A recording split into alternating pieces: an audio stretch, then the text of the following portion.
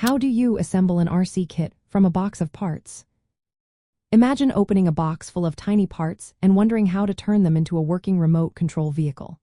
It might seem overwhelming at first, but with a clear plan, it becomes much easier.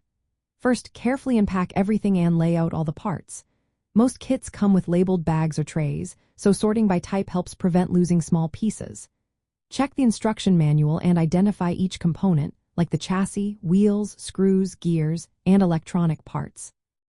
Organizing everything before starting saves time and frustration later. Begin with the main frame or chassis. This is the foundation of your RC vehicle. Attach the suspension components, such as shocks and springs, to the chassis. Fill the shocks with oil and secure them tightly. Next, install the axles and wheels. Make sure the gears are properly aligned and that the wheels spin freely. Connect the rear wheels to the motor, which will power the vehicle, and the front wheels to the steering mechanism.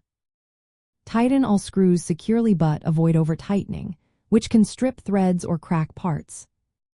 Once the mechanical parts are in place, move on to the body.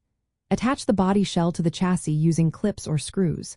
If you want to paint the body, do it before final assembly for a cleaner look. Use paint compatible with the material, like polycarbonate or plastic, and let it dry thoroughly. Now, it's time for the electronic components. Connect the electronic speed controller to the motor and receiver. Bind the receiver to your transmitter to establish control. Test the motor to ensure it spins in the right direction, reversing wires if needed. Next, install the servos for steering and throttle control. Connect them to the receiver channels and test their response with the transmitter. Make sure the steering moves smoothly and the throttle responds correctly. After all electronics are connected, double-check every wiring connection.